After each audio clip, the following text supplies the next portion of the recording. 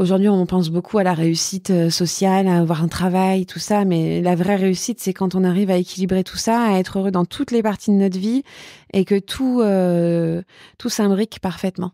La réussite, en fait, je l'ai déjà, parce que j'ai des clientes que j'accompagne depuis 1 an maintenant, qui continuent à venir me voir, qui vont mieux, et je sais que je suis à ma place, et c'est ça ma réussite. C'est que là, j'ai trouvé mon équilibre avec ma vie de famille, mon travail, et qu'on me fait confiance pour ce que je fais, que mon mari sait aussi que je suis à ma place, et moi, je me sens vraiment, vraiment bien à ma place. Bienvenue sur Pourquoi pas moi en chemin. Je suis Charlotte Desrosiers, la fondatrice de Pourquoi pas moi et la créatrice du bilan de compétences Nouvelle Génération, finançable avec ton CPF. Grâce au format En chemin, je t'invite à suivre le changement de vie de personnes exceptionnelles qui sont passées à l'action et sont en pleine sortie de leur zone de confort. Nous suivrons leur avancement, leurs peurs, leurs doutes, leurs réjouissances, le rôle de leur entourage. J'aurai le plaisir de les interviewer tout au long de ce fabuleux chemin. Pourquoi pas moi ? Le podcast qui t'invite à écouter ta petite voix. Aujourd'hui, j'ai l'immense plaisir de recevoir Alice pour ce format spécial du podcast En chemin. C'est notre premier rendez-vous avec Alice. Alors qu'Alice n'a pas son bac, elle commence à travailler à 18 ans en tant que vendeuse. 3 ans plus tard, elle est responsable de boutique, mariée et maman. 10 ans plus tard, elle divorce et a la garde totale de ses 3 enfants. Malgré cela, comme elle ne se sent plus à sa place, elle décide alors de transformer son loisir en activité principale. En effet, son compte Instagram prenait de plus en plus de place dans sa vie. Elle devient donc créatrice de contenu. C'est à la naissance de sa dernière fille que tout bascule. Son employeur prend très mal cette grossesse et son corps décide alors de lâcher. Alice est arrêtée pour burn-out. Parce qu'elle n'avait pas confiance en elle, parce qu'elle n'était pas sûre de sa reconversion, Alice entreprend en 2023 le bilan de compétences Nouvelle Génération, en parallèle de sa formation de sophrologue. Nous sommes 1 an plus tard, Alice est sophrothérapeute. Je vous souhaite la bienvenue dans l'univers d'Alice Devel. Bonjour Alice. Bonjour Charlotte. Est-ce que tu pourrais nous parler de l'objet que tu as choisi pour te présenter, s'il te plaît ? Alors, j'y ai longtemps réfléchi et j'ai pensé à un couteau suisse qui me représente assez bien parce que c'est vrai que jusqu'à maintenant, j'ai fait plusieurs métiers, j'ai plusieurs passions. Aujourd'hui, j'ai décidé d'être sophrologue après une formation, mais je fais d'autres accompagnements avec mes clientes et puis je garde quand même beaucoup de temps pour ma famille en tant que maman.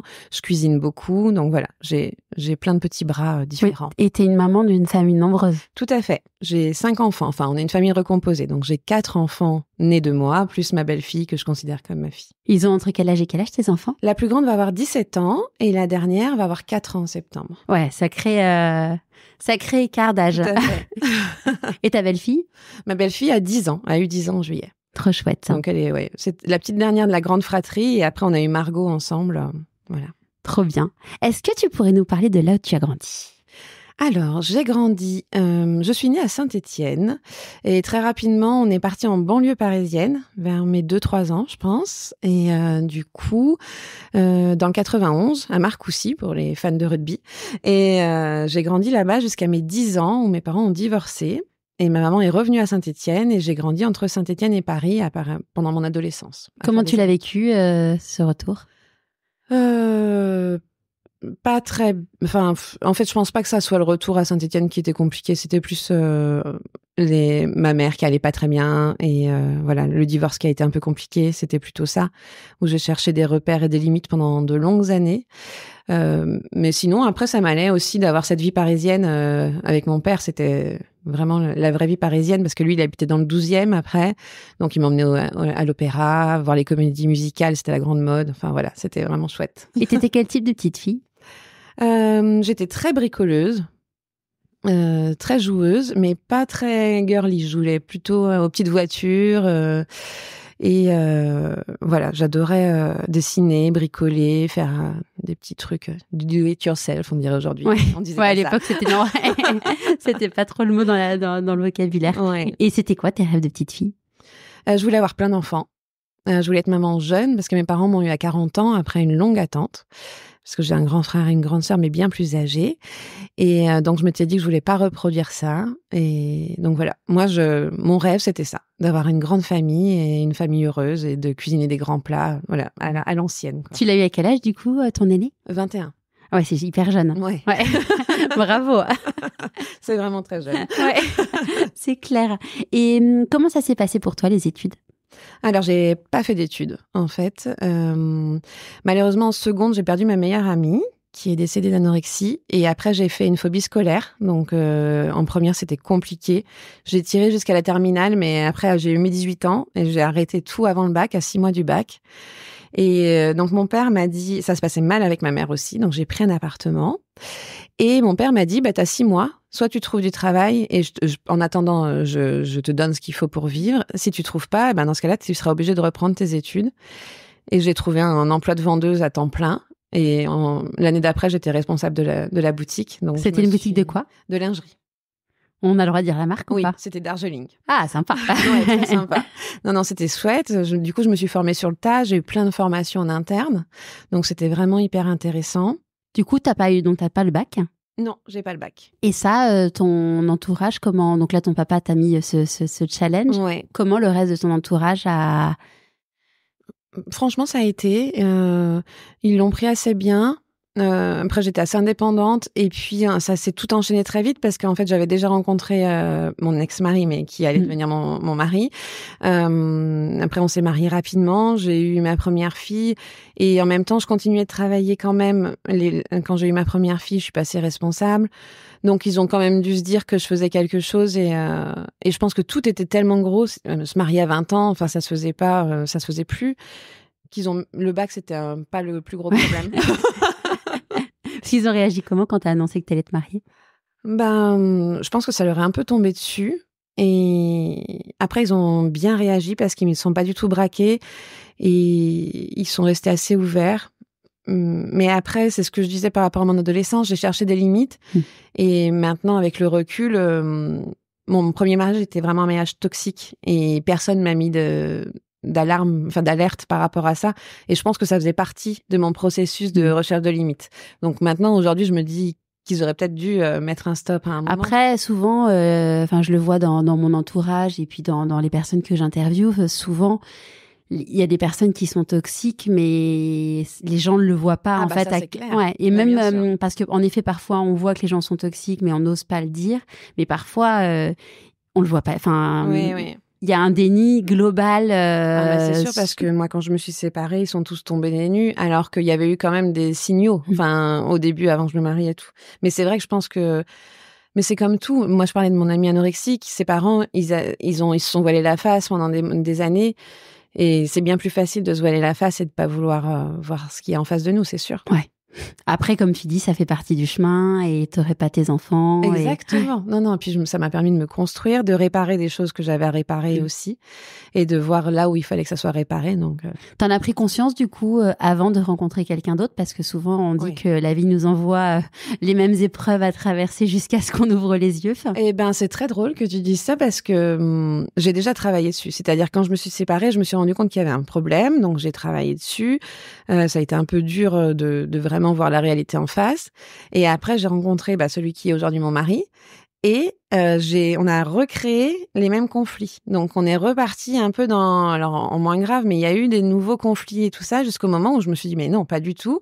Et donc, j'ai mis les points sur les i et après, plus jamais. Mais il a fallu effectivement que ça se reproduise pour que je dise, non, mais alors, je veux pas que ça se passe comme ça. On met des limites. C'est ça, exactement. c'est mon nouveau chéri qui me dit de temps en temps, il me dit, on aurait dû se rencontrer avant parce que maintenant, tu mets plein de limites sur plein de trucs. Je dis, ouais, désolée, mais bon, en même temps, je suis la meilleure version de moi-même maintenant. Donc, non, c'est sûr. Non, puis ça a permis de finir. Après, on a toujours des choses à réparer, mais ça a permis vraiment de finir. Et mon mari aussi sortait d'un divorce compliqué. Et du coup, ça nous a permis de nous réparer. C'est assez chouette quand on y repense. Oui, c'est sûr. J'en ai parlé souvent de cette chanson de Patrick Bruel qui s'appelle Encore une fois. Oui. Et moi, la première fois que je l'ai entendue, ça devait être 2 mois après ma séparation. J'ai pleuré, mais j'étais là. Mais merci Patrick pour ce message plein d'espoir. Ouais, non, mais c'est vrai. Ouais. Et donc, du coup, tu commences en tant que vendeuse. À ce moment-là, tu es dans quel état d'esprit ? Est-ce que tu dis un jour, je ferai ça toute ma vie et ça me va bien, t'aspirer à autre chose? Non, je me dis ça parce que je me rappelle très bien faire un restaurant avec mon père, justement, quand il me met l'ultimatum pour que je trouve du travail et que je lui dis que j'ai trouvé un travail de vendeuse. Et en fait, ma grande sœur a été responsable de magasin pratiquement toute sa vie. Et pour moi, ma grande sœur, c'est un peu mon héroïne, quoi. C'est vraiment celle que j'ai pris comme modèle. Et du coup, il me dit, non, mais pas du tout, on n'est pas vendeuse toute sa vie. La vente, c'est vraiment une voie de garage, tu peux pas... Et je lui dis, non, mais pas du tout. Cécile, elle fait ça, elle est très heureuse. Moi, je vais faire ça. Et je vais être vendeuse et je vais passer responsable. Et dans ma tête, je me suis dit vraiment que c'était là où ma réussite serait, d'être responsable de magasin. Et d'avoir ce salaire-là et tout ça. Aujourd'hui, je suis en train de travailler sur les blocages financiers parce que c'est pareil, je me suis bloquée à ce stade. Et ça, c'est pareil, c'est très intéressant parce que c'est en revenant très longtemps avant qu'on s'en rend compte. Mais non, ça, c'était vraiment ce que je voulais faire. Et après, je voulais construire ma famille aussi. Donc, je savais qu'au bout d'un moment, il allait falloir aussi que je prenne du temps en dehors, enfin, que je sorte du travail pour prendre du temps pour mes enfants. Parce que du coup, j'ai eu les 3 très rapprochés.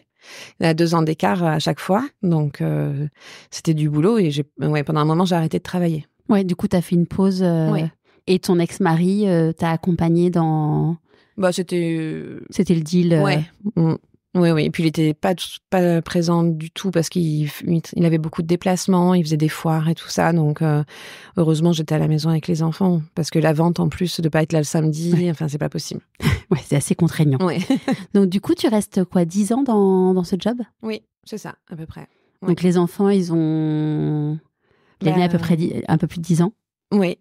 Jusqu'à, en fait... alors, au moment du divorce, j'étais sur Saint-Étienne quand j'ai rencontré mon premier mari. Après, on est parti un peu sur Marseille. On a habité sur Marseille. On s'est séparés sur Marseille. Et on a eu une garde à peu près alternée ici. Et après, j'ai rencontré mon mari qui était sur Lyon. Donc, là, j'ai commencé à faire les allers-retours. Et donc, ça, c'était il y a 6-7 ans. Et quand j'ai décidé d'aller sur Lyon pour rejoindre mon mari, j'ai cherché un poste de responsable. Et donc, c'est là où ça s'est arrêté. J'ai trouvé un poste de responsable chez Marie Sixtine, à Hôtel-Dieu, pour ceux qui connaissent Lyon. Donc, c'était vraiment un super... Marie Sixtine, marque de fringues très sympathique. Tout à fait. Ouais. Et l'Hôtel-Dieu, c'est vraiment l'endroit rêvé pour une responsable de magasin pour avoir une boutique. Donc, c'était vraiment le job rêvé. Et en fait, je me suis rendu compte que ça m'allait plus du tout parce que la course au chiffre d'affaires, de forcer les gens à acheter, j'avais envie d'autre chose, quoi. J'avais vraiment envie d'autre chose. Et j'étais très active sur Instagram. J'avais des marques qui commençaient à me contacter pour que je fasse de la pub pour eux, etc. T'étais active sur quelle thématique, du coup? Lifestyle famille. Maman d'une famille, nombreuse. C'est ça. Et cuisine, enfin voilà, c'était vraiment vie de tous les jours. Et puis, il y a des marques qui m'ont contactée. J'ai commencé à créer du contenu. Donc, aujourd'hui, c'est un nom, mais à l'époque, on n'avait pas, on connaissait pas. Mais j'ai commencé à faire ça et à connaître plus ou moins les réseaux sociaux, comment ça fonctionnait. Et du coup, je me suis dit, en fait, je vais faire ça comme métier parce que je vais pouvoir travailler de la maison et ça va être cool. Donc, pendant un temps, j'ai fait ça. C'était chouette parce que j'étais à la maison, les enfants étaient encore petits et puis on reconstruisait notre famille recomposée. Donc, il fallait quand même... Ouais, c'est pas forcément facile tous les jours. Ouais, ça demande un investissement assez long et global. Mais voilà. Et après, je me suis dit, je vais rechercher un travail, mais dans la communication pour avoir un CDI, quoi. Et j'ai trouvé un super poste. J'ai une petite parenthèse. Oui. Quand du coup, tu as fait ces partenariats en étant influenceuse, du coup, tu as réussi à en vivre correctement? J'avais le chômage à côté. Ouais. Non, c'était compliqué parce que cette époque-là, on parlait pas clairement, donc on avait beaucoup de cadeaux. Donc par contre, oui, c'est ça, parce qu'en général, c'est souvent des échanges marchandises, mais par contre, des rémunérations. J'en avais pas beaucoup de rémunérations. Par contre, oui, c'est vrai que on allait au parc d'attractions gratuit, j'avais des vêtements, enfin voilà, de la nourriture. Donc c'est vrai que ça joue aussi, surtout dans une famille nombreuse. Ça aide dans le train de vie, mais ça paye pas le loyer, quoi. Non, c'est clair. Et donc oui, après je me suis dit que j'allais faire ça comme métier, donc j'ai trouvé un job super. Je ne citerai pas la marque parce que la suite va dire que je n'ai pas le droit d'en parler.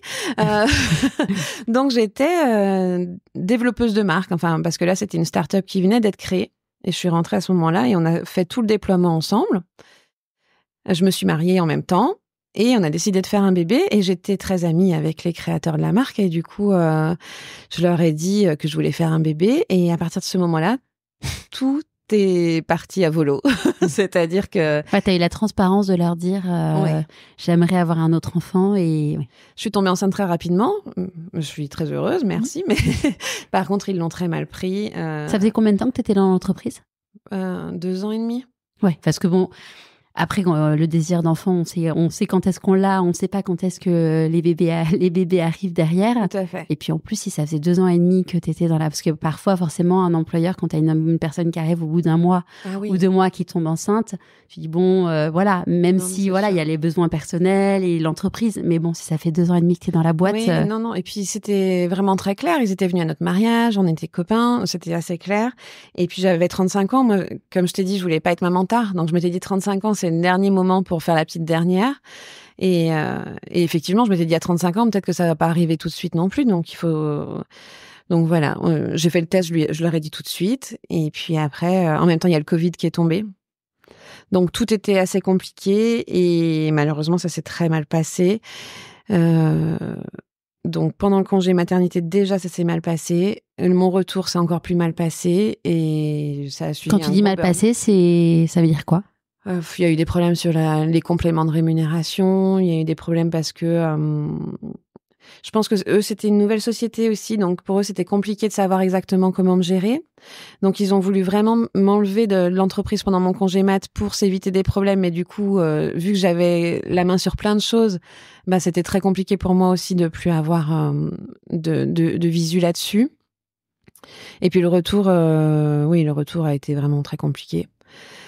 Du coup, j'ai été en arrêt maladie. Comment ton corps, il t'a parlé ? En fait, il s'est arrêté. Il s'est arrêté, comme une énorme grippe. Voilà. Mais qui ne s'arrête pas. Qui ne s'arrête pas. Et je pleurais. Et c'était horrible parce que je regardais mon bébé et je me disais, je t'aime d'amour, mais en fait, t'as tout fait foirer parce que j'avais un poste génial. J'aurais pas pu rêver mieux. Je gagnais très bien ma vie.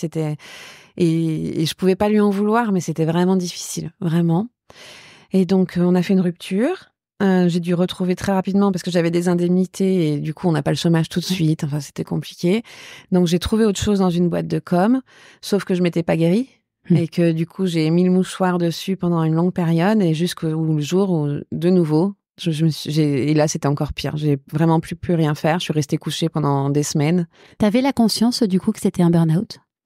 Non, j'ai mis du temps. J'ai mis du temps parce qu'en plus, ça arrivait après ma fille et je voulais surtout pas faire de dépression postpartum. Donc, je m'étais dit non, mais c'est dans la tête, de toute façon. Et puis, je me disais, t'as tout pour être heureuse. Donc, en fait, t'as pas à te plaindre. Et je continuais. Et puis, vraiment, c'est pour ça, en fait, le vrai burn-out, il est arrivé pratiquement 2 ans après, le temps que je mette vraiment des mots dessus. Et que tu tires sur la corde. Ouais. Et avant ça, effectivement, avant que je fasse le deuxième, enfin, la rechute, j'étais allée voir une psy. Et en fait, ça m'avait pas du tout aidée. Et c'est très important que je le dise parce que c'est pour ça qu'après, j'ai changé de travail et que j'ai décidé de faire ce que je faisais. Parce que la psy, en fait, elle allait gratter loin, alors que j'avais besoin d'aide là pour m'en sortir. Et elle, plus elle grattait, plus je m'enfonçais. Et je sortais des séances, c'était horrible. Je me disais, mais je vais jamais m'en sortir. Et après, pendant la rechute, je suis allée voir une autre psy qui était déjà mieux, mais surtout, j'ai fait un coaching avec Anne-Claire Ruel, qui à l'époque faisait des coachings, qui n'en fait plus, mais j'ai fait une journée d'envol et en fait, ça m'a donné des solutions sur le moment. Ouais, pour t'aider tout de suite et être dans l'action. Ouais. J'avais pas besoin de les creuser. Pas encore. Et puis en plus, il y avait plein de choses que je connaissais déjà, qui étaient pas forcément guéries, mais que je savais d'où ça venait. Mes blessures du rejet, de l'abandon, tout a été réveillé par ça. Et je pouvais pas creuser encore plus. Donc voilà. Il y a un moment pour tout, et en effet, c'est la différence avec un psychologue l'essence en tout cas des psychanalystes, c'est d'aller vraiment fouiller, d'aller creuser. Là où le coaching, on est vraiment en mode, c'est quoi la suite en fait ? C'est ça. Il y en a un est tourné vers le passé et c'est important de regarder le passé, mais à un moment aussi, on a besoin de regarder l'avenir, surtout quand on n'est vraiment pas bien, quoi. Bah oui, et puis surtout quand avec 5 enfants, je rentrais de mes consultes, je pleurais toute la journée. Au bout d'un moment, il faut s'occuper quand même des enfants et avancer. Donc voilà, en tout cas, ça m'a beaucoup aidée. Après, j'ai fait beaucoup de yoga. de méditation, j'ai changé ma façon de m'alimenter. En fait, je me suis rendu compte que mon corps, il m'avait dit stop, quoi. Il faut que tu t'écoutes. Parce qu'il y a ça aussi. C'est que j'ai eu tellement d'enfants jeunes, j'ai jamais eu de moment à moi. Donc, j'ai avancé. Ma séparation s'est mal passée. Pareil, j'ai continué à avancer. Je me suis pas écoutée. Et je pense qu'il y a tout qui arrive en même temps. Le problème du travail, le fait que j'étais en sécurité avec mon nouveau mari. Et qu'au bout d'un moment, mon corps, il m'a dit, bon, bah, c'est le moment. Là, on va mettre pause. Tu vas te concentrer sur toi et puis on va revoir qu'est-ce qu'il faut faire. C'est un vrai sujet important dans le burn-out, la notion de sécurité, parce que quand on fait un burn-out, c'est multifactoriel. Donc, il y a parfois c'est l'entreprise, parfois c'est la famille, parfois c'est les deux, et c'est toujours une partie de soi. Et en fait, c'est quand on se sent en insécurité dans un environnement, notre corps est en alerte permanente, et donc du coup, c'est ce qui provoque des symptômes que notre corps nous parle, et puis à force de pas écouter notre corps, ça explose et il lâche, et c'est le burn-out. Et c'est vrai que être avec des gens avec qui on se sent en sécurité, c'est quelque chose de nécessaire, indispensable. Et c'est un truc, moi, dont j'ai pris conscience, c'est que il y avait des environnements dans mon univers perso et pro où j'étais pas en sécurité. Mais ça, j'ai mis ce mot-là très, très longtemps après. Et vraiment, c'est ce point de vigilance de dire, est-ce que je me sens en sécurité avec cette personne? C'est pas que la sécurité de je lui dis un truc, il va pas le répéter. C'est est-ce qu'il va me respecter pour qui je suis, pour ce que je dis? Enfin, est-ce qu'il va pas me remettre en question? Est-ce que, voilà, il y a tout ça. Ben oui, moi aussi, je me suis vraiment, pendant toute cette période, j'ai arrêté de voir ma mère parce je disais à l'adolescence, c'était compliqué, mais après ça a continué. Donc j'ai préféré arrêter. Nos rapports ont été modifiés. Et puis, c'est vrai que maintenant, on parle souvent du burn-out, mais on parle pas beaucoup de l'après. Et en fait, ça laisse beaucoup de traces, en fait, un burn-out. Je suis plus du tout la même personne. Aujourd'hui, je m'écoute beaucoup plus. Il y a des endroits où je vais pas, ou des gens que je côtoie pas, parce que je sais que ça va m'affecter beaucoup plus rapidement. Je pense que j'ai toujours eu une sensibilité très forte, mais que le burn-out m'a permis de l'assumer. Et qu'aujourd'hui, je m'excuse plus de pleurer facilement, de ressentir les choses. Est-ce que tu étais consciente avant, du coup, d'être hypersensible, ou c'est grâce au burn-out que tu t'en es rendu compte? C'est grâce à ça, parce que moi, on m'a toujours dit que j'étais caractérielle. Ou mon père, par exemple, je me rappelle que je peux pleurer très facilement, surtout avec les personnes qui sont chères à mon cœur. Voilà, ça m'affecte très vite. Et j'ai toujours pensé... Et d'ailleurs, c'est ce que j'ai marqué à la fin du parcours de Pourquoi pas moi. C'est ce que j'ai marqué. J'ai toujours pensé que c'était une faiblesse d'être hypersensible, enfin de ressentir les choses. Et grâce à ton parcours et grâce à ce que j'ai vécu, aujourd'hui, je sais que c'est une chance. Et dans mon métier, c'est une grande chance parce que j'ai cette sensibilité, cette intuition. Et les clientes que j'accompagne aujourd'hui, ça les aide beaucoup. Ouais. Je fais une petite parenthèse pour toutes les personnes qui se posent la question si elles sont hypersensibles. Sur le site Pourquoi pas moi, il y a un test gratuit pour savoir si on est hypersensible. Parce que comme toi, moi, ça m'a changé la vie. Et d'ailleurs, je mets à la fin de ce test une vidéo qui s'appelle La lettre à un hypersensible qui est sur YouTube. C'est un copain qui me l'a partagé. J'ai pleuré. Et c'est vraiment ça. Et il y a une petite phrase qui m'avait vraiment beaucoup interpellée qui était... j'ai des hauts, j'ai des bas, enfin, je ressens tout plus fort. Voilà, quand je suis contente, je suis contente plus. Quand je suis triste, je suis triste plus. Et si tu veux me changer, enfin, si tu veux changer ça, c'est comme je veux vouloir que le fait de j'ai les yeux marrons et de vouloir que j'ai les yeux bleus. Et c'est vrai que c'est notre force, mais tant que tu ne le conscientises pas, tu l'acceptes pas, et du coup... Oui, et puis moi, je m'excusais. Alors qu'en fait, maintenant, je m'excuse plus, quoi. Il y a des gens qui sont mal à l'aise parce que je pleure facilement, j'ai la chair de poule, je peux avoir des émotions vraiment, mais je m'excuse plus parce que c'est vraiment. Et puis depuis que je m'excuse plus, je le vis tellement mieux. Je sens bien que mon corps il retenait tellement de choses que c'était compliqué pour lui. Et puis il y a le fait aussi de savoir qui tu es maintenant grâce au programme, qui fait que du coup, maintenant, tu t'acceptes tel que tu es et tu t'as pas à t'excuser d'être toi parce que tu t'es accepté aussi. Oui, tout à fait. Et ça, c'est vraiment, moi, je sais que c'est un travail que j'ai fait, du coup, avant de le mettre dans le programme, c'est un travail que j'ai fait sur moi. Et c'est vrai qu'exprimer ses besoins, quand on les exprime de façon tendue parce qu'on les assume pas, parce qu'on n'en a pas la conscience, mais il y a un moment donné, on explose en mode, vous me faites tous chier, c'est ça ce que je veux. Ouais, mais parce qu'on n'a pas la conscience, tandis que quand on est au clair sur ce dont on a besoin, on le dit de façon beaucoup plus apaisée, et donc c'est mieux perçu aussi des autres. Oui. Et du coup, c'est vrai, quand j'ai fait le bilan de compétences Pourquoi pas moi, j'avais déjà cheminé beaucoup sur moi-même. Et je m'étais dit, est-ce que vraiment ça a un intérêt que je le fasse? Et en fait, ça m'a vraiment prouvé. C'est comme si ça avait checké tout ce que j'avais mis en place et ça a approfondi. Et surtout, ça m'a donné la légitimité qui me manquait. Et je manquais vraiment de légitimité. Et du coup, ça m'a permis de donner le coup de boost du début pour me dire, allez, c'est bon, tu t'es pas trompé, tu peux y aller. C'est vraiment ça que tu veux faire et qu'il faut que tu fasses, quoi. Trop chouette. À quel moment, du coup, tu t'es dit que tu avais envie de suivre le bilan de compétences Nouvelle Génération? Eh bien, du coup, quand j'ai fait ma rechute de burn-out, ça a pris bien 6 mois quand même de reconstruction où, comme je te disais, j'ai refait, je me levais, je faisais du yoga tous les matins, méditation, puis déjeuner salé. Enfin voilà, j'ai vraiment tout modifié.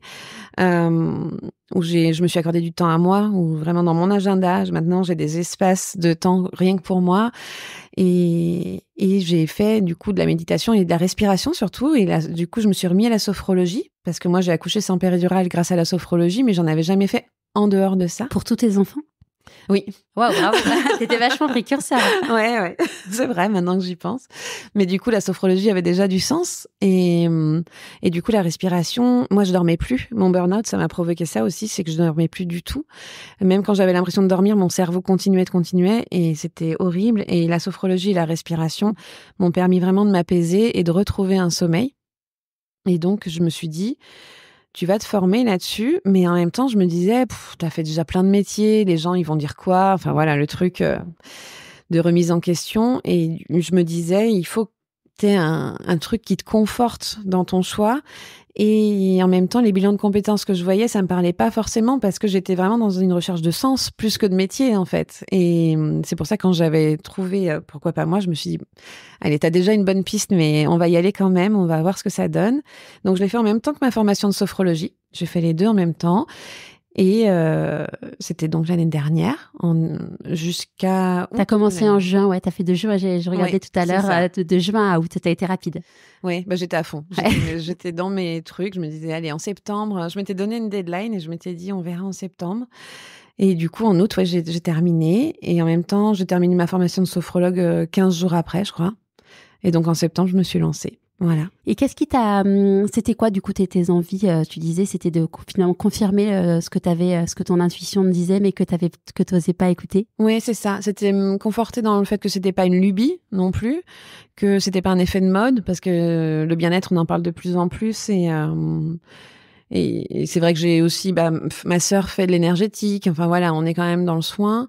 Et je voulais savoir aussi si je choisissais la bonne voie avec la sophrologie, parce que c'est assez vaste. J'aurais pu faire plein de choses pour prendre soin des autres.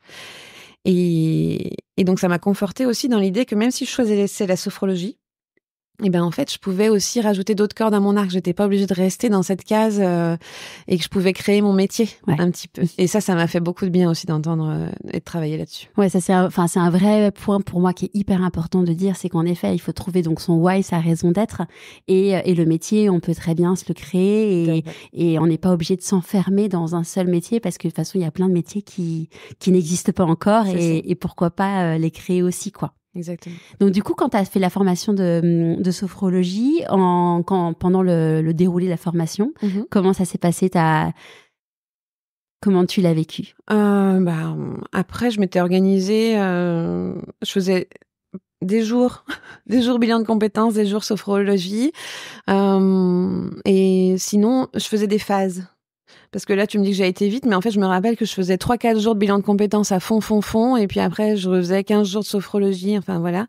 Et tu m'avais dit de prendre mon temps pour le bilan de compétences, donc c'est vrai que j'ai pas mal de choses que j'ai digérées aussi. Je faisais beaucoup de journaling, donc j'écris beaucoup, donc j'essayais aussi de faire ressortir pas mal de choses. Mais en tout cas, c'était une période qui m'a apporté beaucoup. Parce que avec la formation de sophrologie, ça m'a permis de retravailler sur moi encore, parce que avec tout ce qu'on voit, j'ai pu mettre en pratique et tout ça.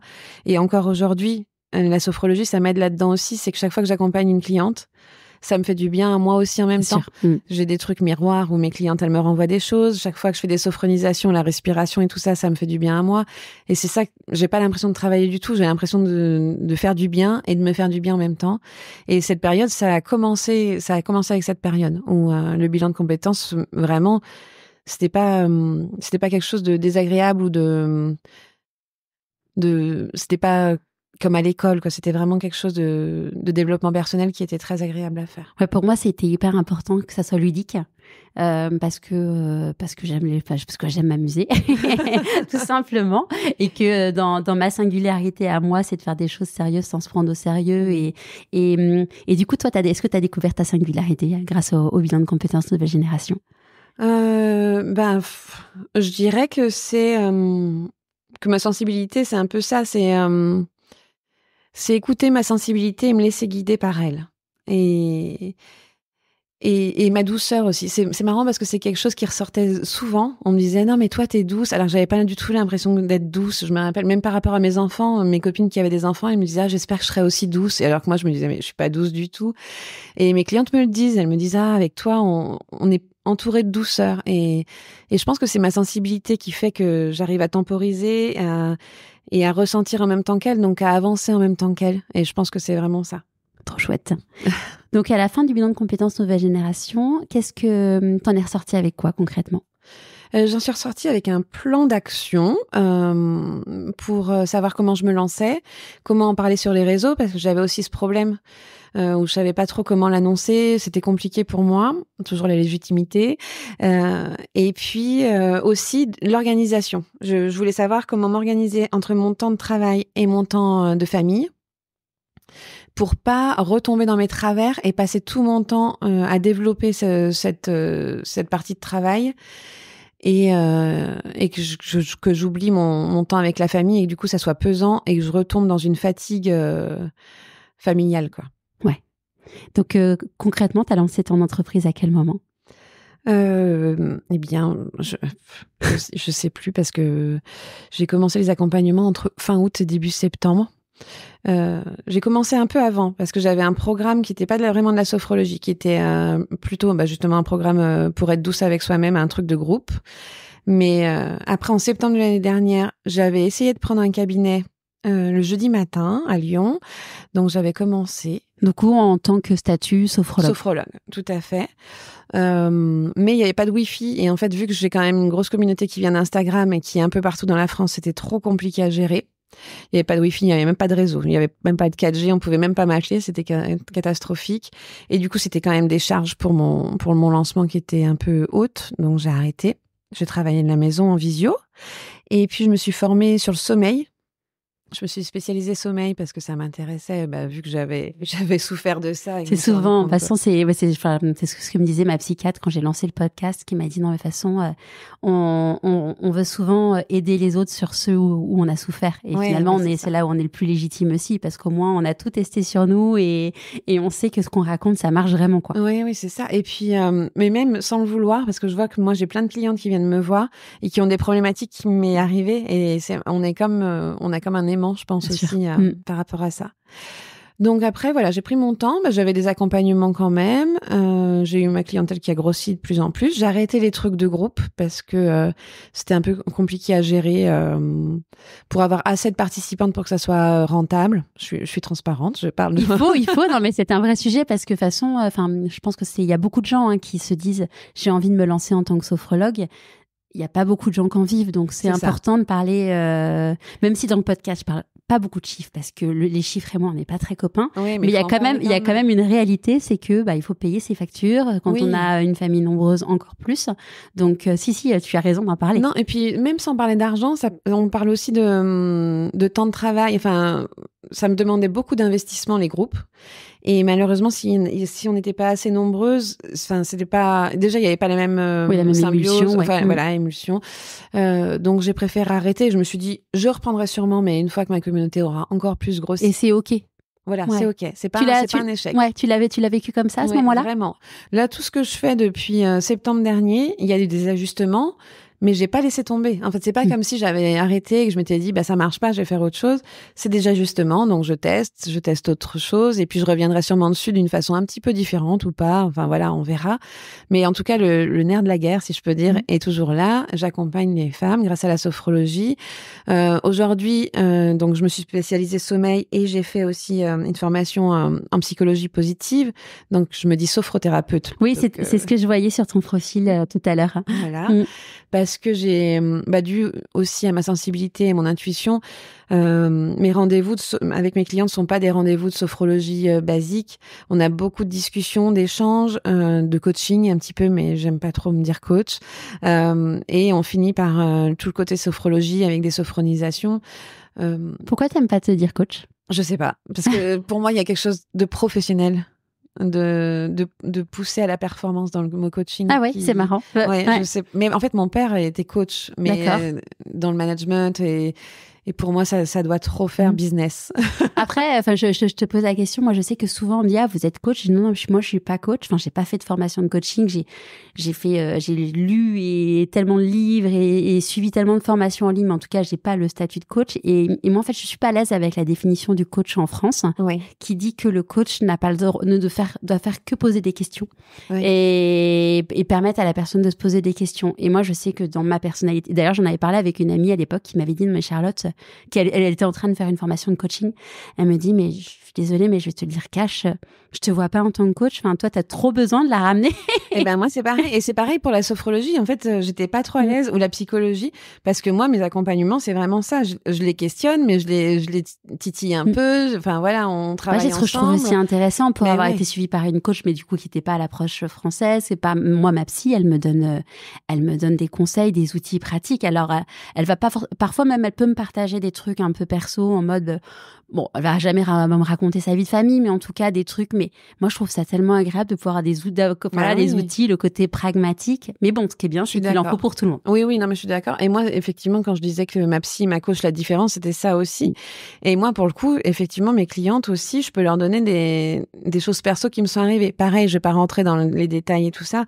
Mais comme je te disais, il y a beaucoup de femmes qui viennent me voir qui ont vécu qui vivent ce que j'ai pu vivre, et du coup je trouve ça intéressant parce qu'en plus on se sent beaucoup moins seul, on se sent pas jugé, donc on peut travailler dessus, elles savent de quoi je parle, donc puis il y a ce côté aussi légitimité du vécu aussi. Oui, bien sûr. Et à quel moment tu as réussi à trouver ce mot de sophrothérapeute? Parce que je trouve que c'est un vrai sujet quand on se crée son métier. Donc bon, tu avais la formation de sophrologue, mais voilà, c'est d'arriver à se dire en fait qu'est-ce que j'allais dire quelque chose qui n'était pas du tout vrai, mais heureusement je ne l'ai pas dit, mais je vais quand même vous le dire. Qui suis-je? Non, je ne suis pas mon métier.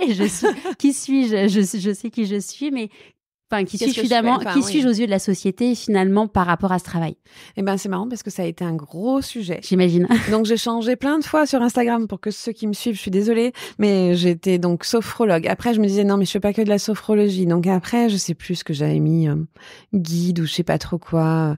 Et j'ai cherché et puis je suis tombée dessus sur internet en fait un jour en cherchant je sais pas quoi. J'ai vu qu'il y avait une nana en fait, c'est un truc qui existe, sophrothérapeute, mais on en parle très peu et tout. Et j'ai commencé à aller voir les sites des filles qui faisaient ça. Je dis des filles, il doit sûrement avoir des hommes, mais et après je me suis dit mais en fait c'est ça. En fait c'est exactement ça que je fais, sans savoir que c'était un métier qui existe. Et donc voilà. Mais après j'ai fait une formation sur l'alimentation anti-inflammatoire aussi, parce que comme je dis souvent pour moi c'est un tout. Bien sûr. Et donc j'ai ce titre-là, mais en même temps, je fais d'autres choses. Là, je fais une formation de massage du ventre, de médecine chinoise pour débloquer émotionnellement. Génial. Donc voilà, c'est mon but, c'est vraiment d'aider les femmes à aller mieux, à aller bien. Mais c'est qui du coup ta cible? C'est les femmes même les ados, tu vois, j'ai des ados. C'est vraiment les femmes qui ont du mal à gérer leurs émotions, qui se sentent un peu submergées, les problèmes de sommeil, les problèmes de charge mentale, les problèmes de trouver sa place dans cette société. Voilà, c'est des problématiques. C'est actuel. Et donc tu fais des rendez-vous physiques maintenant ou c'est que... Alors, à partir de septembre, j'ai effectivement Sachant qu'on est en août, je ne sais pas encore quand est-ce que je diffuserai l'épisode, nous sommes en août 2024. Alors, dès septembre, j'aurai un cabinet sur Lyon, un cabinet partagé qui s'appelle Coréam, qui est avec des kinés, des diététiciens, et j'aurai donc tout le jeudi là-bas en présentiel. Et là, est-ce que tu as des peurs avant de te relancer dans des rendez-vous physiques et donc de... Forcément, j'ai des peurs. Après, j'en ai vraiment envie parce que Instagram a beaucoup changé ces dernières années et je m'y retrouve de moins en moins. Et j'aimerais vraiment réussir à me faire une clientèle lyonnaise pour avoir ce réseau, cette sensibilité-là et pouvoir créer quelque chose de plus vrai. Parce que j'ai l'impression que Instagram, c'est un peu la course à la réussite et justement, je suis plus dans la com. J'ai pas envie de faire des vidéos où je donne 5 conseils pour aller mieux. Enfin, voilà, j'ai envie d'aller dans le brut et dans le dur et de pouvoir agir, quoi. C'est quoi d'ailleurs pour toi la réussite? La réussite, en fait, je l'ai déjà parce que j'ai des clientes que j'accompagne depuis 1 an maintenant, qui continuent à venir me voir, qui vont mieux et qui vont mieux, mais qui quand même continuent à venir me voir parce que ça leur fait du bien. Et je sais que je suis à ma place et c'est ça ma réussite. C'est que là, j'ai trouvé mon équilibre avec ma vie de famille, mon travail et qu'on me fait confiance pour ce que je fais, que mon mari sait aussi que je suis à ma place et moi, je me sens vraiment, vraiment bien à ma place. Ça me touche vachement. C'est trop chouette. Et une grande question qu'on se pose toujours quand on se lance, surtout quand on crée son métier, même si en effet des sophrothérapeutes, il y en a d'autres, mais bon, le temps que tout se mette en place, il y a la problématique de comment on fixe ses tarifs. Oui. Quel est le prix du travail, de la valeur apportée? Ah, ça, une grande question. Grande question aussi de est-ce qu'on fait gratuit au début? Est-ce qu'on fait des petits prix? Moi, j'ai regardé ce qui se faisait. Et donc, je me suis calée là-dessus. Et après, j'ai fait des séances offertes au départ pour déjà me roder, parce que c'était important. Et puis, après, il faut rester sur ces chiffres. Et tant pis si au début, il y a personne, parce que si on change si on change plusieurs fois, déjà, on perd en crédibilité pour moi. Et puis, il faut pas se brader non plus, parce que notre travail, il a vraiment une valeur. Donc, voilà. Après, là, je vais augmenter un peu mes tarifs parce que je vais avoir le cabinet, donc forcément, mes charges, elles vont changer. Mais mon souhait ultime, c'est de pouvoir avoir des séances à prix. Je connais une psy qui fait ça, qui en fait, on lui donne ce qu'on veut, en gros, et comme ça me permettrait de pouvoir accompagner des femmes qui en ont le besoin, mais qui n'ont pas les moyens. Et enfin, moi, la violence conjugale, j'aimerais vraiment, vraiment accompagner ça. Et je sais qu'on n'a pas les moyens quand on est en galère. Et ça, si je pouvais le faire gracieusement ou avec vraiment un tout petit prix, ça serait vraiment ma réussite. Voilà. Sur ce sujet, trop chouette. Oui. Après réflexion, est-ce qu'il y aurait des choses que tu ferais différemment sur ce parcours de reconversion? Je pense que je prendrais pas le cabinet l'année dernière. Je l'ai pris parce que, encore une question de légitimité, c'était très joli, je voulais avoir une adresse lyonnaise, je voulais montrer que j'étais en place, que c'était pas un coup de tête et tout ça. Mais clairement, c'était pas le bon moment. J'avais plein d'autres choses à faire avant ça. Donc voilà, mais après ça m'a appris ça. Donc j'ai su abandonner, j'ai su revenir un peu en arrière pour revenir en avant. Donc mais peut-être que oui, ça j'aurais fait différemment et j'aurais perdu moins de temps sur les réseaux sociaux. Parce que c'est ce que je disais, la course à la réussite fait qu'aujourd'hui il y a plein de programmes en ligne, des trucs, et j'ai voulu faire ça vu que j'étais dans la com, je me suis dit forcément ça va marcher, mais j'ai perdu beaucoup de temps à créer du contenu PDF, des choses comme ça. Alors que je me rends compte que le bouche à oreille, pour ma clientèle, c'est ce qui marche le mieux. Et voilà, je me suis épuisée à faire des choses sur mon ordi pendant des heures, des soirées, que je suis pas sûre que ça ait eu un gros intérêt. Ouais. On apprend. Voilà, on apprend. Qu'est-ce que tu penses que la petite Alice de 6 ans dirait si elle te voyait aujourd'hui? Tu vas me faire pleurer. Je pense qu'elle dirait bravo et qu'elle dirait qu'elle est très fière de moi. Voilà. Et toi, qu'est-ce que tu as envie de lui dire? Que ça va être dur, mais que c'est beau. C'est ce qui l'attend, c'est très beau. Et que malgré les coups durs, dans chaque coup dur, il y aura une petite merveille qui en ressortira. Trop beau. Merci. Un cadeau mal emballé. Ouais, c'est ça. Dans la vie, on dit que quand on fait des choix, il y a des renoncements. C'est quoi pour toi ces renoncements en devenant sophrothérapeute? Je travaille beaucoup sur le renoncement en ce moment de réussite sociale. C'est-à-dire que moi, avec Instagram, j'ai été assez propulsée. J'ai une grosse communauté, donc j'étais invitée à des événements et tout. Et dans ma tête, pendant longtemps, ma réussite, c'était être invitée à des événements, être vue comme quelqu'un, d'influent, voilà. Et du coup, là, ça fait quelques mois que je déprogramme ça en me disant que j'ai pas besoin de ça, en fait. Que d'être à Lyon, d'avoir ma clientèle, de pouvoir être avec mes enfants, c'est la vraie réussite. J'ai plus besoin d'avoir des articles dans les magazines. Alors, si j'en ai, ça sera cool, mais justement aussi pour ma clientèle et tout ça. Mais j'étais vraiment à la course de ça, d'être invitée aux bons événements, Et ça m'a bouffé aussi, parce qu'en fait, quand ça ne t'arrive pas et que tu passes à côté, ben, tu te dis pourquoi moi j'ai pas été invitée, et du coup tu crées de la rancœur qui en fait ne sert à rien, parce que c'est pour ça que je coupe souvent Instagram. Et je le dis à mes clientes aussi. Instagram, ça nous crée beaucoup de besoins dont on n'a pas besoin, en fait, et beaucoup de rancœur qui n'existerait pas si on n'avait pas Instagram. Je voyais tout à l'heure, alors je ne saurais pas donner le nom de la marque, c'est une personne qui me suit sur Instagram qui m'a poussé une pub espagnole où en gros le teasing c'est pendant qu'on est en vacances, on rêve toujours des vacances des autres. Donc on voit quelqu'un qui est dans un bus et quelqu'un d'autre qui va, on imagine aller travailler en vélo et on imagine dans ses yeux qu'elle rêve d'être sur son vélo plutôt que sur son bus. On voit quelqu'un qui sort du boulot et quelqu'un qui fait son footing. On voit Raphaël Nadal qui est en train de faire, je sais plus, en train de réussir, faire je sais pas quoi, et donc quelqu'un qui l'admire. Et la pub finit par Raphaël Nadal qui est dans un café où tout le monde vient le voir pour lui demander un autographe, lui prendre en photo et tout. Et là, ils voient un mec qui est en train de se boire un verre tranquille, peinard, et il le regarde avec des yeux genre en mode « mais j'aimerais ça aussi ».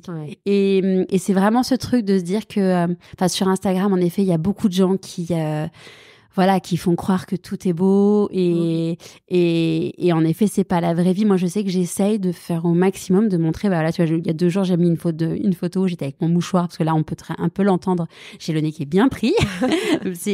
Et voilà, c'est ça, c'est la vie, on a des hauts, on a des bas, même si l'idée, c'est pas de raconter tous les problèmes qu'on a, mais en tout cas, de dire, il y a des moments, nous aussi, c'est pas parce que... on est des humains, donc on a des peurs, on a des doutes, on a des galères, quoi. Oui, non, c'est sûr. Et puis, il y a ce truc de se créer aussi... Il y a des gens qui sont en vacances. Alors, leurs vacances sont fabuleuses à leur niveau. Ils seraient très heureux. Mais parce que... Et moi, ça a pu m'arriver. Donc, je le dis, je ne juge personne parce que je pouvais être de ce style-là. On va vivre un moment. Et au lieu de profiter du moment, on va aller scroller. Et sur Instagram, on va voir une fille qui est à l'île Maurice et on va se dire putain, elle a tellement de chance. Alors qu'en fait, on n'aurait pas ouvert Instagram, notre cerveau ne serait pas en frustration. Parce que c'est en voyant cette image-là qu'on se dit qu'on passe à côté de quelque chose. Alors qu'il y a 2 secondes, on était à la plage à La Ciotat et on était très contents. C'est ça. Et sachant que peut-être que là, il y a son mec qui est en train de la quitter et que là, on n'en sait rien. Non, mais oui, c'est clair. Non, mais c'est sûr. Mais et puis se créer de la frustration, c'est très mauvais. Moi, en plus, je crois à la visualisation et moi tout aussi. ça. Ouais. Et je sais que c'est tout le contraire. C'est qu'en se créant de la frustration, c'est comme ça qu'on passe à côté de beaucoup de choses. Ouais, oui, et puis qu'on attire ça en plus à soi. Exactement. En parlant de difficultés, c'est quoi la plus grande difficulté que tu as eu à traverser ? Je pense me retrouver seule avec mes 3 enfants. Parce que du coup, quand vous faisiez une semaine sur 2 au début avec ton ex-mari ? Non, alors au début, je les avais. Je suis partie une première fois et je suis revenue. Mais au début, je les avais. Ça a été très compliqué. Mon ex-mari, là, j'ai demandé une pension, mais il m'a jamais rien versé pour les enfants. Donc là, en septembre, il y a normalement une pension qui va être donnée. Mais pour l'instant, j'ai vécu sans rien. Donc en fait, je me suis retrouvée avec les enfants. Il les prenait quand il était disponible et je n'avais aucune aide financière. J'avais plus de travail à l'époque parce que j'avais eu mon 3e. Donc voilà. Et j'avais pas d'argent pour prendre une nounou. Enfin, donc c'était très compliqué. Heureusement, j'ai ma mère, pour le coup, qui m'a aidée et qui m'a gardé les enfants. Mais c'était vraiment compliqué. Et puis, j'étais jeune, avec 3 enfants. Je savais pas exactement ce que je voulais faire. Donc, je dirais que c'est ça, ma période la plus compliquée. En sachant qu'à cette période-là, j'avais pas l'impression du tout que c'était compliqué. Mais c'est ce que je te dis, j'ai fait l'autruche pendant longtemps. J'ai foncé dans le tas en me disant ça va aller. Et aujourd'hui, quand je prends du recul, je me dis comment t'as fait, quoi. Franchement, mais comment t'as fait? Quand je suis toute seule avec ma fille là, qui va avoir 4 ans et qui a pas les grands parce qu'ils sont chez leur père, des fois je me suis submergée. On est au marché ce matin, elle court partout. Je me dis mais comment je faisais avec 3? je sais pas. Mais des fois on se pose pas la question. Quand on n'a pas le choix, on se pose pas la question. Ouais, c'est souvent ça. En effet, il y a une force surhumaine, mais sauf que il y a un moment donné, si on tire trop sur la corde et qu'on s'écoute pas du tout, le corps parle. C'est ça. Il va attendre le bon moment, mais il n'oublie pas. Il n'oublie pas. Il est un petit peu rancunier. Avant de faire le bilan de compétences nouvelle génération, c'était quoi tes peurs ? C'était de pas être prise au sérieux dans ce nouveau travail que je voulais faire, de changer d'avis, parce que c'est vrai que j'ai testé beaucoup de choses et que j'avais pas envie de me relancer. Alors, j'arrive pas trop à savoir encore si c'était une vraie peur de changer d'avis ou si c'était une peur du regard des autres si je devais changer. Parce qu'en fait, en soi, moi, j'ai fait plein de métiers, mais à chaque fois, c'était une vraie passion. J'ai vraiment voulu le faire et c'était pas une lubie, c'était vraiment un truc et ça m'a appris des choses. Et donc, c'est dans le regard des autres, en fait, que j'ai eu un échec. Mais moi, je le vis très bien, le fait d'avoir changé plein de fois. Donc, je pense que c'est plutôt le regard des autres.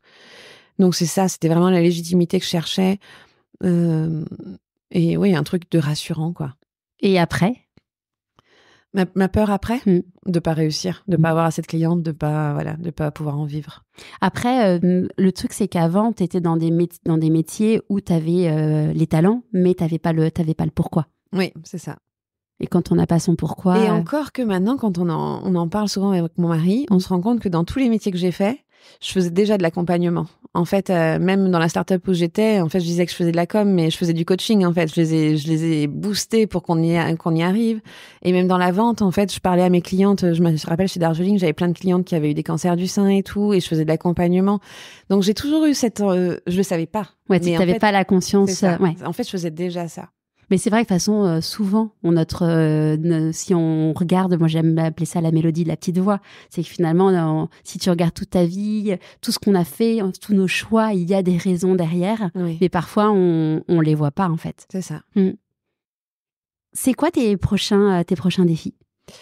Alors, faire grandir ma clientèle lyonnaise avec le cabinet. Je vais avoir des événements. En plus, j'ai un espace. En fait, le cabinet fait qu'il y a un espace, un grand espace pour faire des événements une fois par mois. Donc, je vais pouvoir faire des ateliers avec des marques ou non. Et donc, c'est ça, faire grandir mon réseau lyonnais et ma clientèle lyonnaise. Trop chouette.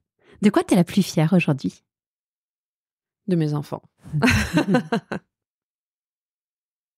Là, pour la suite, c'est quoi tes peurs?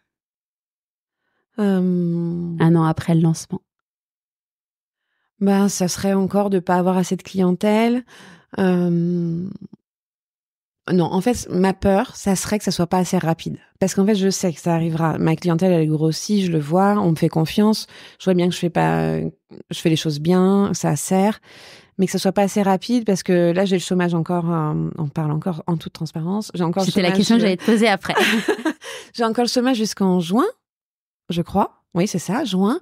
Après, ça peut être prolongé parce qu'à chaque fois que je gagne de l'argent, ça me reprolonge un peu. Parce que du coup, c'est aujourd'hui, t'es dans quel statut? Auto-entrepreneur. Ok, donc du coup, tu décales pour pouvoir avoir le même revenu tous les mois. C'est ça. Ouais. Okay. Tout à fait. Je déclare et je décale. Donc, ça peut être décalé, mais ce que je voudrais, c'est qu'en septembre de l'année prochaine, ça soit rodé et que j'aie mon chiffre d'affaires, quoi. Dans mes calculs, c'est bon, ça marche, mais si ça va pas assez vite, qu'est-ce que je fais? Quels sont les choix qui s'offrent à nous? Est-ce que j'y ai pensé, hein? Est-ce que je prends un travail à temps partiel pour compléter, ce qui serait viable? Parce qu'en plus, là, mon organisation que je me suis prévue pour la rentrée, c'est de travailler le mardi à la maison, le jeudi au cabinet et le vendredi matin faire l'administratif, enfin tout ce qu'il y a à faire qu'on se rend pas compte. La journée de l'entrepreneur. Voilà, mais de garder le lundi et le mercredi et le lundi et le mercredi pour les enfants et le vendredi après-midi pour moi. Ok. Dans l'idéal. Mais donc si ça marchait pas, je pourrais trouver un temps partiel et continuer à ce rythme-là, je me dis. Mais ça serait mieux si ça n'arrivait pas. Et encore une fois, ça serait pas un échec parce que je sais que ça prend du temps de se faire une clientèle et que ça arrivera. Mais s'il faut que je me donne un peu plus de temps, je me donnerai un peu plus de temps. C'est OK. Ouais, c'est OK. Et comment il le vit, ton conjoint et ton entourage?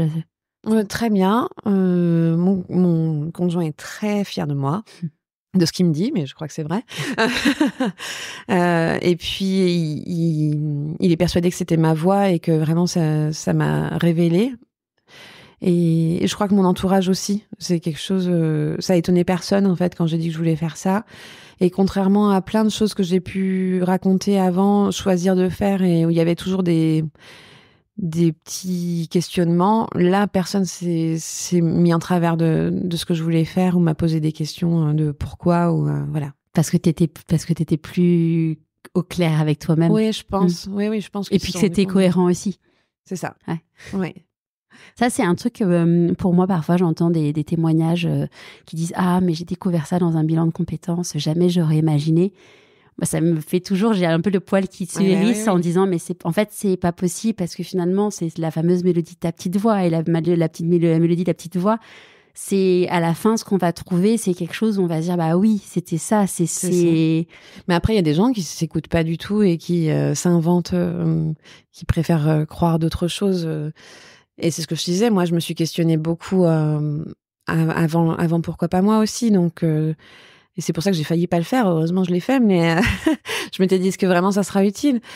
Et c'est toujours utile parce que c'est comme là le podcast qu'on fait, de reparler de tout ça et que ça va me faire du bien, je le sais. Je vais repartir avec une nouvelle énergie parce que des fois on oublie, on est dans son train-train et on voit bien que c'est bien, mais on se rend pas compte de là où de là où on vient et tout ce qu'on a fait. Donc c'est important aussi de faire un point sur soi tout le temps. C'est ce qu'on disait avec ça fait longtemps que j'avais pas enregistré d'épisode en chemin et c'est ce qu'on disait avec les différentes personnes que j'avais interviewées qui disaient justement ces points d'étape, ça permet de voir le chemin parcouru parce que parfois on se dit que ça va pas assez vite et compagnie, mais quand tu fais juste une pause et tu regardes, tu dis oh, en 3 mois j'ai fait tout ça, mais c'est un truc de fou, je peux être fière de moi. Ouais, c'est sûr. Ouais. Non, c'est important. Et moi, j'ai ma sœur qui m'aide beaucoup parce qu'elle aussi, elle a changé de voie, elle est devenue énergéticienne. Et il lui a fallu du temps pour se faire sa patientèle. Et aujourd'hui, elle est très, très demandée. Donc, d'ailleurs, je lui dis arrête d'accepter des rendez-vous parce qu'elle finit crevée. Mais elle me dit, déjà, tu te rends pas compte le nombre de clientes que tu as aujourd'hui à 1 an. Moi, j'avais pas ça. Tu devrais être contente et tout. Et je lui dis, oui, c'est vrai, mais j'ai toujours cette tendance à vouloir que ça aille plus vite. Et ça aussi, j'ai travaillé beaucoup dessus parce que dans le commerce, on a ce truc de vouloir avoir un rendu tout de suite où on veut de l'argent et tout ça. Et j'étais vraiment dans cette énergie-là. Et ça m'a demandé aussi beaucoup à prendre sur moi, à apprendre encore un peu plus sur moi pour prendre le temps et comprendre que il y a des choses qui se méritent. C'est pas vraiment ça, mais en fait, la patience, c'est important aussi. Ouais. Et j'en parlais dans un épisode de podcast il y a pas très longtemps. Je sais plus qui j'avais interviewé. Il y a quelqu'un qui m'a contacté après sur Insta où je disais l'énergie, en fait, l'idée, c'est de la mettre au service de son pourquoi et l'argent sera la conséquence, sachant que, bien évidemment, on a besoin de gagner de l'argent pour payer les factures et pour manger et pour avoir un toit. Et il y a une personne qui m'a contactée sur Insta en me disant « Mais Charlotte, est-ce que c'est mal de vouloir gagner de l'argent, plus d'argent en ce moment parce que j'en ai besoin ?» Je dis « En fait, évidemment que c'est pas mal de vouloir gagner plus d'argent, mais… » L'idée, c'est vraiment dans le travail qu'on fait, c'est l'énergie. Quelle est l'énergie qu'on va mettre pour pouvoir aider les autres ou enfin être au service de sa raison d'être. Tout à fait. Et après, ça sera en effet la conséquence. Mais si on met l'énergie que sur « je veux faire du chiffre d'affaires », ça amène pas des énergies mais très… Non, mais c'est ça. Oui, on parlait de visualisation, de manifestation, c'est exactement ça. Et c'est pour ça que là, moi, je suis plus dans une idée d'avoir plus de clientes. C'est vraiment même pas une histoire d'argent, c'est vraiment d'aider plus de personnes et d'être plus présente dans le territoire lyonnais. C'est bizarre de dire ça, mais t'as compris. Est-ce qu'il y a un conseil que tu aurais aimé recevoir et que tu voudrais donner aujourd'hui ?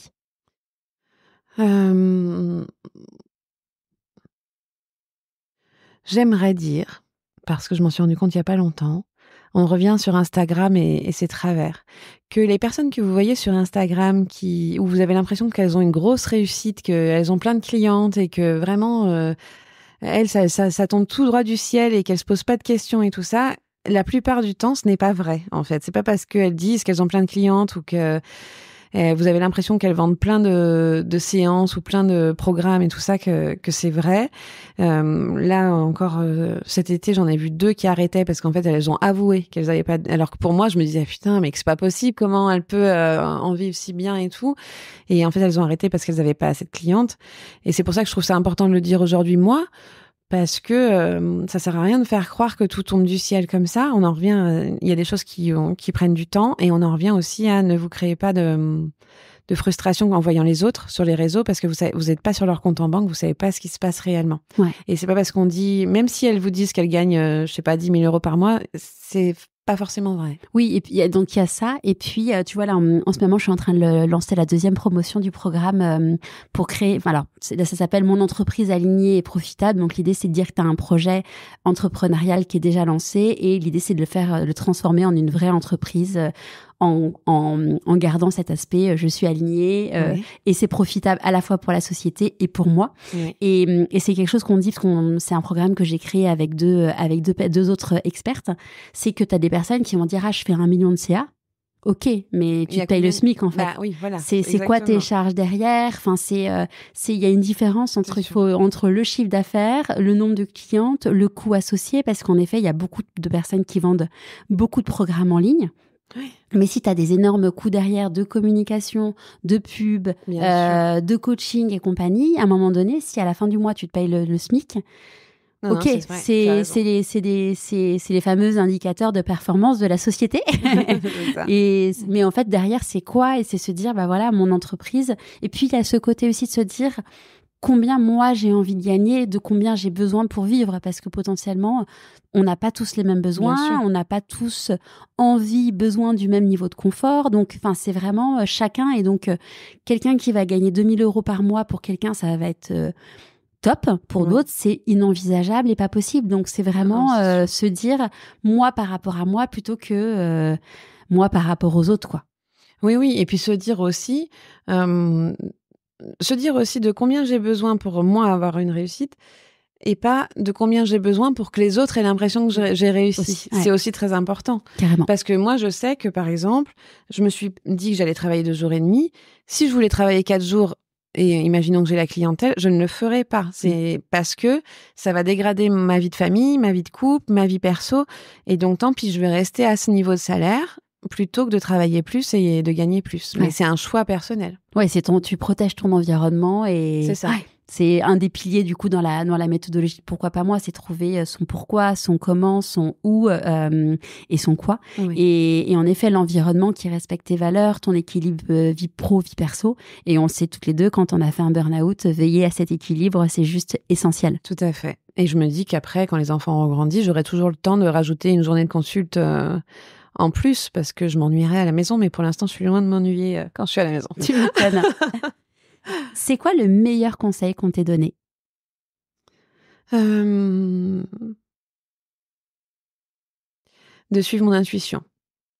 De pas m'arrêter. Et alors, pourquoi pas moi avait commencé à me laisser entrevoir ça. Ma sœur a continué à enfoncer le clou. Mais de pas me cantonner à ma formation et à ce que j'ai appris dans ma formation. Mais aller me laisser guider par ce qui me semblait être bon pour les personnes que j'accompagne. Et c'est pour ça que j'ai fait toutes ces petites formations en plus et que aussi je me laisse beaucoup guider par ce que je ressens dans les consultations. Parce que, en fait, si je m'étais arrêtée à ma formation de sophrologue, ça serait pas du tout le même métier que je ferais. Et pour le coup, ça me ferait pas vibrer du tout pareil. Ouais, tu t'es composé ton apport aux autres. C'est ça. Ça veut dire quoi pour toi être aligné? C'est ce que je te disais, c'est avoir l'impression d'avoir déjà réussi, même si t'as pas une réussite financière ou quoi. C'est de se dire que t'es à la bonne place, tu fais des choses qui font du bien, en tout cas qui te font du bien, et que t'as pas envie d'être ailleurs. À quel moment dans ta vie tu t'es dit pourquoi pas moi? Je pense que, en fait, c'est marrant parce que je me rappelle il y a 2 ans à peu près, quand j'ai retrouvé un autre job dans la com. Pendant une soirée et tout, je parlais avec un copain et il me disait c'est dommage, t'aurais dû être psy. Et je lui dis ouais, mais franchement, il n'y a pas de formation pour être psy et tout. Et puis, mais c'est vrai, machin. Et on discutait de ça. Et après, je n'y ai plus du tout pensé. Et 1 an après, quand je me suis questionnée sur qu'est-ce que je pouvais faire, et d'un seul coup, en fait, ça a été pourquoi pas moi, parce que ça a été très rapide après, la formation de sophrologue. Enfin, tout s'est enchaîné comme si il y avait un chemin qui s'était ouvert devant moi, tu vois, et qu'on me disait, allez, c'est bon, maintenant tu peux y aller, alors que j'avais jamais eu l'idée d'être sophrologue avant ça, quoi. Ça a été quoi, d'ailleurs, le déclic? En disant, comme tu disais, t'avais fait de la sophrologie pour tes accouchements. Oui. Je pense que c'est parce que, en fait, je voulais faire quelque chose par rapport à la respiration, vu que c'est ce qui m'avait beaucoup aidé à dormir, à mieux vivre, et que clairement je pouvais pas être prof de yoga parce que je n'ai pas la forme physique, je vais dire. Et je sais pas exactement le déclic, mais parce que tu vois, si j'y réfléchis, je sais pas à quel moment dans ma tête je me suis dit en fait je vais faire ça. Ça devait être pendant une nuit, à mon avis, pendant une insomnie. mais c'est ça. Ça a été un déclic au printemps dernier où je me suis dit, go. Ah, si, je sais. si j'analyse, c'est qu'en fait, quand j'allais mal, j'ai coupé Instagram. J'ai coupé Instagram pendant 6 mois peut-être. Et quand je suis revenue, en fait, j'ai des filles qui sont venues me parler en me disant, en fait, ce que tu me parles, ça résonne en moi. Moi, je vis la même chose et tout. Et j'ai commencé à parler avec elles et je me suis rendu compte qu'en fait, ça me faisait du bien de parler avec elles. Et j'ai commencé à échanger des tips et tout. Et je pense que c'est là où ça a commencé à basculer. Et je me suis dit, putain, mais en fait, pourquoi tu fais pas ça? Voilà, je me suis dit, mais voilà. C'est souvent les autres qui voient avant nous ce dont on est capable. Ouais. Donc oui, je pense que c'est à ce moment-là que ça a basculé. Qu'est-ce que tu as le plus aimé dans le bilan de compétences Nouvelle Génération? La recherche de l'ikigai. Ouais, l'ikigai, merci. Ouais, c'est ce qui m'a le plus conforté encore. Je pense que vraiment c'est ce qui m'a le plus parlé. C'est marrant parce qu'il y a plein de choses que j'ai survolées, tu vois, vu que j'avais déjà plein de réponses à chaque fois. Et là, ça m'a permis de retourner en profondeur et du coup, c'est vraiment ce qui m'a le plus plu. Pour ceux qui savent pas ce que c'est que l'ikigai, du coup, l'ikigai, ça veut dire la raison d'être en japonais. Et du coup, l'idée, c'est d'allier, en fait, notre vocation, notre mission, notre profession et notre passion. Et trouver son ikigai, moi j'avais lu plein de livres. Quand j'ai découvert ce mot, c'était pendant mon burn-out. Je me suis dit, mais c'est génial, moi j'ai envie de trouver mon ikigai. Et le truc, c'est que je trouve que quand tu dis, ok, c'est quoi ma vocation, c'est quoi ma passion, c'est quoi ma mission, mais si tu te connais pas toi, c'est impossible de répondre à ces questions. Oui, carrément. Et du coup, c'est pour ça que j'ai voulu créer en fait ce que j'appelle les pièces du puzzle dans le bilan de compétences Nouvelle Génération. Ça permet de récolter plein de pièces de puzzle qui on est pour pouvoir se dire à la fin mon ikigai, mais mon SPA qui est le cousin en psychologie positive et du coup la spirale d'or, c'est ça en fait, c'est moi. Oui. Et c'est exactement, je pense que c'est pour ça que c'est ce qui m'a le plus plu, parce qu'en fait, à chaque fois que je faisais une étape, j'avais les mêmes trucs qui ressortaient et ça m'a confortée. En fait, à chaque fois, je me disais, bah oui. Et en fait, ça a été le point culminant. Trop chouette. Qu'est-ce que tu aurais envie de dire aux personnes qui en ce moment sont dans une zone de confort inconfortable, qui savent pas trop où aller, qui se sentent pas à leur place? Alors, je leur dirais de bousculer tout ça et de pas trop attendre, parce que plus on attend, c'est ce que je dis à mes clientes, plus on attend, plus les risques sont grands que notre corps nous fasse du mal, j'allais dire. Mais oui, c'est ça. Ça les étrace. Et surtout que ça peut être que mieux, parce qu'en fait, si on se questionne déjà à savoir si on est à la bonne place, c'est que déjà il y a un problème. Donc voilà, lire, moi je lis beaucoup, écouter des podcasts, on n'est pas obligé d'envoyer tout valser tout de suite, on peut se questionner, faire du journaling, moi je disais, j'écris beaucoup, et donc se questionner soi-même, on n'est pas non plus obligé d'aller voir un thérapeute, mais et moi je médite beaucoup parce que je trouve que l'inconscient parle beaucoup, et donc moi dans mes accompagnements, la sophronisation c'est de la méditation, c'est travailler sur l'inconscient. Et donc faire travailler son inconscient aussi pour faire ressortir ce qu'on n'arrive pas à verbaliser, c'est aussi très important. Ouais. D'ailleurs, la méditation, je sais pas si tu as vu sur le podcast, maintenant j'ai créé plein de méditations. Ouais. Et ça faisait longtemps que je me disais, il faut que je le fasse. Et puis cet été, je me suis dit, allez, je me lance. Donc, si vous voulez des méditations, vous en avez disponibles sur le podcast, pourquoi pas moi. Et je rebondis sur ce que tu disais, de pas tout envoyer valser tout de suite. Non, au contraire, en fait, tant qu'on sait pas où est-ce qu'on a envie d'aller, il faut savoir se poser, pour se dire, on peut se mettre en pause si on sent vraiment que son corps va pas bien. Clairement, c'est aller voir le médecin et qui nous arrête et se dire que on a le droit de s'arrêter si on va pas bien. Tout à fait. C'est même parfois nécessaire, et moi j'avais refusé un arrêt maladie alors que j'en avais vraiment besoin, et j'ai attendu de plus être capable de me lever pour pour dire finalement je crois que j'ai besoin. Et s'il y a des personnes qui hésitent à faire le bilan de compétences Nouvelle Génération, qu'est-ce que tu as envie de leur dire? Je leur dirais que moi aussi j'hésitais et que finalement j'ai très bien fait. Je dirais que si on hésite parce qu'on a l'impression déjà de bien se connaître, ou que ça peut être que un plus parce que ça peut que nous conforter dans nos choix, et que alors que moi j'étais persuadée de bien me connaître et que ça allait pas me servir pour grand chose, ça m'a quand même appris encore des choses sur moi, et que ça m'a permis de creuser un petit peu plus, et même quand on se connaît bien, Ce que je trouve très bien avec ce bilan de compétences, c'est que, j'en parlais à mon frère ce midi, c'est qu'en fait, c'est un bilan global. Moi, je voulais pas un bilan de compétences juste pour le travail. J'avais besoin d'une vraie raison de vivre et de savoir effectivement que j'étais alignée, que j'étais à ma place. Et c'est ça. Donc, en fait, je dirais que même quelqu'un qui a l'impression qu'il est à sa place devrait le faire parce qu'en fait, ça nous permet de nous rassurer et de nous dire que vraiment, on est à la bonne place. Et pour toi, pourquoi il est unique? Tu as un petit peu répondu, mais... Oui, parce que voilà, il nous permet de travailler et sur notre vie pro, notre vie perso, d'allier tout ça. Moi, avec ma coach, j'ai bien travaillé sur délimiter les zones pour ne pas tout remélanger et se laisser submerger.